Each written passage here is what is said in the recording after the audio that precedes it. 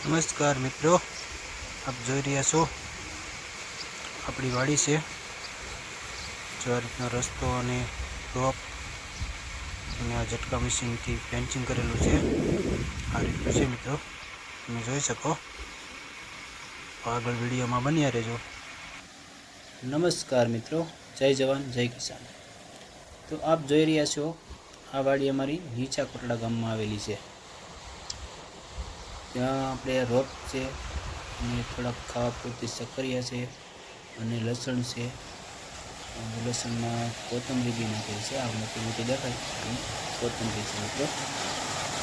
અને ત્યાં આપણે કુવો બી છે, ખેતી છે અને આ બાજુ જુવાર ટૂંકમાં છાંટેલી છે. છાંટીને રોટાવેટર મારેલી વાવેલી છાંટી અને રોટાવેટર મારીને વાવી લીધી છે. આ તમે જોઈ રહ્યા છો આપણે 20ની ગળાઈનો કૂવો છે, 45 ફૂટ ઊંડો છે અને અહીંયા આપણે મોટલા બંધારણનું પાણી આવે છે. આ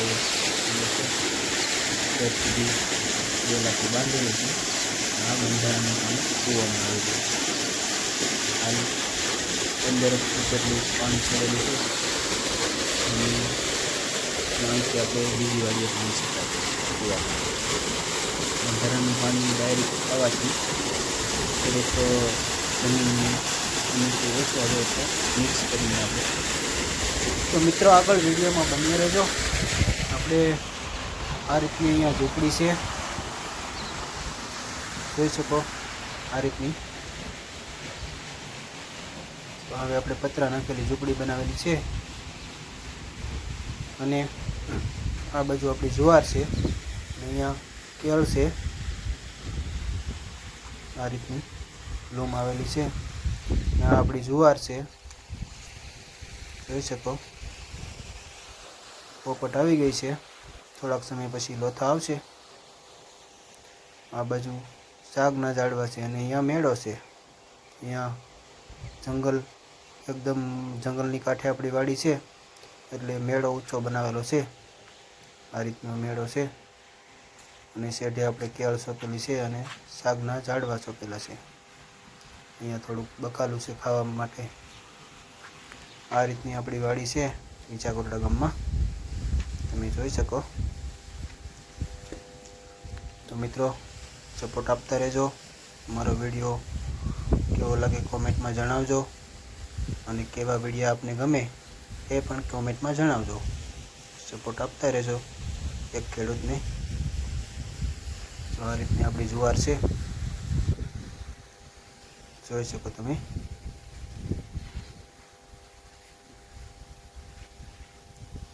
બાકી અમે ખોટી માહિતી ક્યારેય નહીં આપીએ, સાચી જ માહિતી આપવાના છીએ. તો અમારા વિડીયોને સપોર્ટ કરતા રહેજો મિત્રો. આ રીતની એટલી હાઈટ થઈ છે અત્યારે, લગભગ 5.5 થી 6 ફૂટ જેવી. તો આમાં આપણે ટ્રીપ મૂકેલું છે ટોટલી, જોઈ શકો તમે. અને ઝટકાની દોરી અને ઝાડ બંને પેક રાખવું પડે અહીંયા, કારણ કે એકદમ દરિયાની કિનારે અમારું આ ખેતર છે. પેલી બાજુ ખાલી 1.5 ફૂટ જ આગો દરિયો આવી ગયેલો છે. તમને આગળ ક્યારેક વિડીયોમાં બતાવીશ. અમારા ખેતરની વચ્ચે રસ્તો છે ને આ બાજુ 4 વીઘા ને આ બાજુ બાકીનું 14 વીઘા આ બાજુ છે. આ રોપ છે કળીનો ને આપણો કૂવો. આ રીતનું મારું વાડીનું લોકેશન છે મિત્રો. સપોર્ટ કરતા રહેજો. આપણે છાંયા માટેનું એક ઝાડવું છે, જોઈ શકો તમે. આ રીતનું છે આપણી વાડી. આ રીતનો આપણો મેળો બનાવેલો છે, આપણે જાતે જ બનાવેલો છે. એની નીચે હિંદોળો છે, એ પણ આપણે જાતે બનાવેલો છે, જોઈ શકો મિત્રો. તો બધા દર્શક મિત્રોનો આભાર. સપોર્ટ કરતા રહેજો. આ રીતની આપણી વાડી છે. આ આપણું સ્ટેન્ડ છે, ટપકમાં પાણી સપ્લાય અહીંથી થાય. જો અહીંયા આ બાજુ અત્યારે પ્રેશર એટલે 1નું છે, 1 kgનું.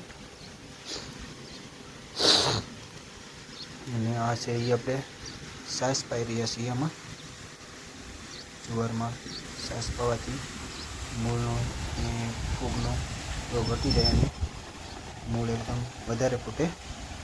આ વાલને આપણે દબાવીએ એટલે ડાયરેક્ટ સાસ વેન્ચુરીથી ડાયરેક્ટ ટપકમાં જતી રહે આ પાઇપથી. જો આ પાઇપ છે ને એનાથી જતું રહે, વેન્ચુરી પંપમાં થઈ ફિલ્ટરમાં જાય અને ફિલ્ટરમાં અહીંયા પણ પ્રેશર ગેજ છે. જો અહીંયા બતાવે છે આપણે 1.5 kg પ્રેશર, એટલે થોડુંક ફિલ્ટરમાં કચરો આવેલો હોય એટલે પ્રેશર ડબલ પ્રેશર થાય. તો બહુ 1 kg કરતાં વધારે આગળ પ્રેશર થાય એટલે ફિલ્ટર સાફ કરવું પડે મિત્રો. આ રીતના અમારે કેળા આવેલા છે. આપણે ટિશ્યુ કલ્ચર રોપા અમે લાવ્યા હતા, એમાંથી ફરી રોપા નીકળે એ બી છે. આ આપણે કહીએ છે, જોઈ શકો તમે. આ રીતનું છે. અને બીજી લૂમ આવેલી છે, આ રીતની લૂમ આવેલી છે.